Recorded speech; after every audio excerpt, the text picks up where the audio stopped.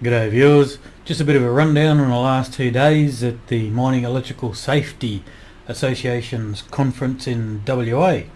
So kicked off with DEMAS, giving us some good information on the new workplace health and safety laws and the difference between supervisors and statutory supervisors and such like that, and also upcoming issues with electrical vehicles and trailing cables and protection.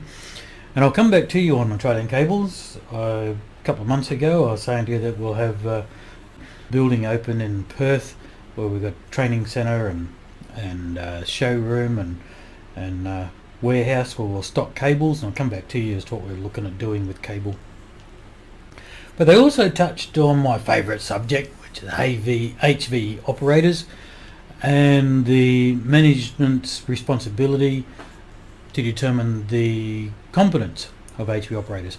And a company mentioned, and also later on was having a chat to me about their issues, that what they've got with inconsistent information from RTOs of the difference of a certificate of attendance and completion and attainment, and who receives those certificates and why certain trades or engineers don't, and it was very interesting because fitters can receive certificates of attainment, so it was a big issue for them, especially because they are responsible for the competence of the people, and they're not getting any decent answers as to what the different certificates are. So I'll do a bit of information on that later on as well.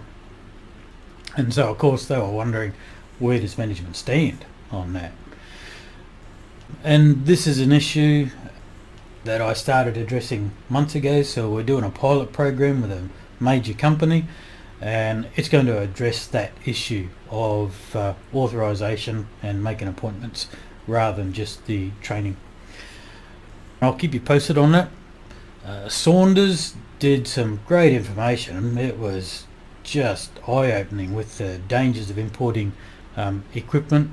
So 700,000 machines are imported into Australia every year, and a lot of them have switchboards that are on the equipment, and they're incredibly deficient, and they've got PLC systems that don't communicate and such like that, so they're not to the Australian standards or systems. And that was really eye-opening.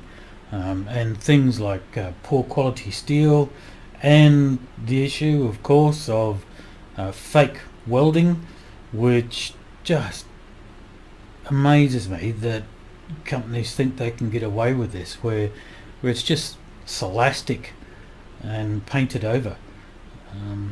So yeah, and so they were talking about how to be very careful, and we looked at some case studies of failures, major failures on these things. So very interesting. NHP had a good talk on about upgrading boards and repairing boards and making sure they're up to standard and such like that, and that was a big eye opener as well. So just making sure the boards are compliant, keeping the steel, keeping the copper, but just upgrading the equipment. But very interesting. And Avid, great stuff that Avid's doing. I love it. They're rather than just taking orders and building things that for what people want, these guys are actually developing and putting research and development into stuff, to really incredible stuff. So large scale solar panel systems, hydrogen fuel cells for large scale systems.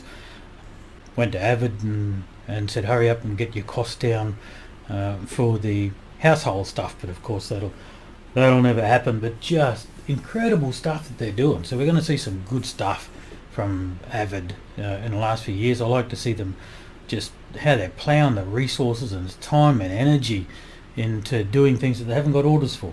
They're developing the stuff. So great job, guys. BSS Psychology, did a great presentation on managing fatigue in the workplace. Was an eye-opener on sleep and such like that, and alertness, and it was really cool. And I'm already not checking my phone after dark. Well, not as much anyway, and certainly not when I go to bed. So learnt there that do not check your phone, don't look at screens if you're wanting to get some sleep. And I'm already having breakfast out on the deck in the morning out in the sun, and funny enough, it's only been 2 days, but I'm already feeling better and sleeping better for it. Might be a placebo effect, but I doubt it. I do have trouble shutting down. I just can't stop thinking. I'm sure most of you guys have the same problem. Feel tired, go to bed, put your head on a pillow, and you just start thinking. It takes hours. But yeah, some great information on that, on managing fatigue. He also mentioned that having a nap in the afternoon is good for alertness as well, and fatigue, and I was thinking that'd be pretty cool. Bring on the afternoon nap. Bring on a nap. But anyway, building an energy. Some great information from those guys on compliance issues and supervision and the new Western Australian electrical requirements. And another topic very close to my heart, they spent a bit of time talking about apprentices and showing that we need to be proud to take on apprentices and try and take them on and teach them, actively teach them. So make sure that they're better than you. Don't just bring on apprentices and set them to work. So yes, they're young, yes, they know nothing, but so did we.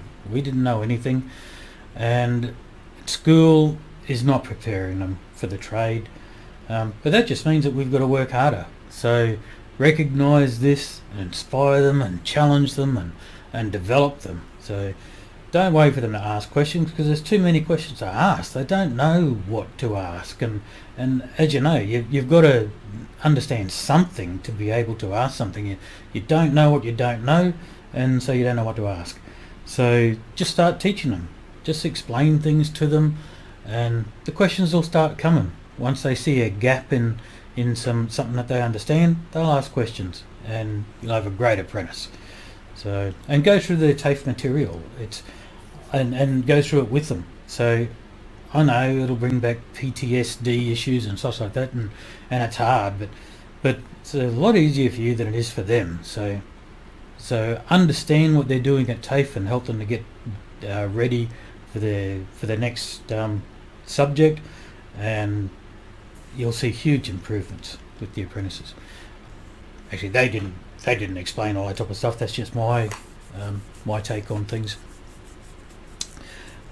Inlex gave some great information on hazardous areas stuff, and touched also on a topic that we see in HV as well, and that's where training is really only 10% of someone's development. So the idea that you could take someone who hasn't done HV, and what they were talking about is EHA, take someone who hasn't done EHA and put them through a week's course and say that they're competent, no way in the world. And that's an issue we see in HV as well, and that's also what I'm addressing with this pilot program, that training is only 10%. There's a lot more on top of that, and with training, normally what we do is we bombard them with information that they forget over the weekend, and then we throw them back at work, and they really haven't picked up much at all, and it's left up to the people on site to pick up the pieces. And one major company had a chat to me, and they were saying that the problem that they have is that the electricians will go onto a course and they'll learn how to operate the equipment at the course, and a lot of it is focused on operating that equipment and just the basics on what to be careful of, but it's not the equipment they have on site, and it's understandable because there's hundreds of different types, but they're not taught other systems. They're not taught how to analyze other systems and look at the hazards, and so they get a certificate and then they go back to the site and then it falls back on to the people on site to then train them up properly. And if they haven't got enough people on site, haven't got time to do it and such like that, then it becomes a major problem. And they are the ones that are supposed to make sure that the operators are compliant, and it just makes it very, very difficult for them. So that's something, like I was saying, that I'm addressing in this pilot program that we're doing, and I'll no doubt keep you up to date on it as to how it's all going. Oh, what else was there? Aim control gave some really good information on how equipment might be compliant, but it doesn't mean that it's safe. And so we must make sure that the equipment is safe, not just say that well, it meets compliance and that's it. So doesn't mean it's safe, and brought up the usual good topic that ignorance is no defence. We've got to make sure it's safe.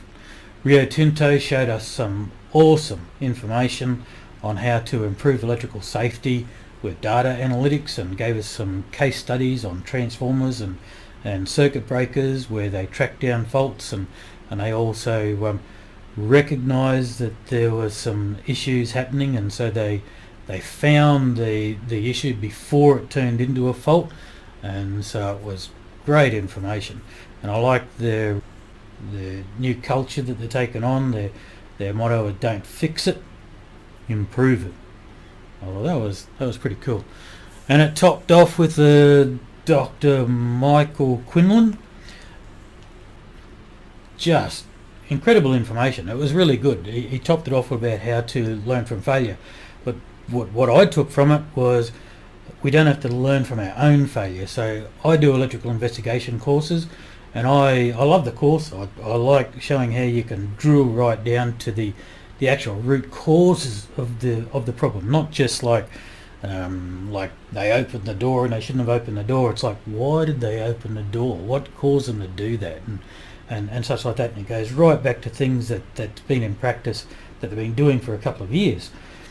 And what was interesting, what he was bringing out, is he identified 10 patterns that sites do, and it goes back to investigating about 24 major fatalities on sites over about 5 different countries, and showing that there's a pattern of about 10 types of work, of things that they're doing, that shows that if and you can analyse your site to see how many of these 10 patterns are you experiencing on site.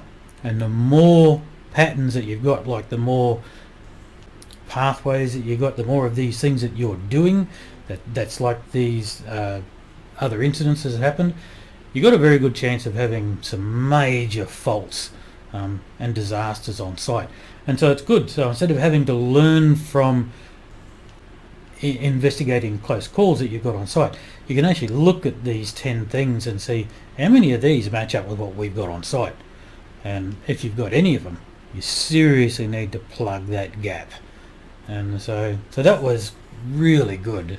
And his book, 10 pathways to was it 10, hang on a sec, 10 pathways to death and disaster. So I haven't got the book, but I will order it, and I think it's great. It'll if everyone follows that and does some strict audits on their site so as to really see, are we doing this? Because a lot of the stuff that you're doing it, but you just dismiss it because you think it's okay. But yeah, I think it's really good. And so yeah, that was the last 2 days at the Mining Electrical Safety Conference in WA. If you weren't there this year, see if you can come along next year, because it was really quite good.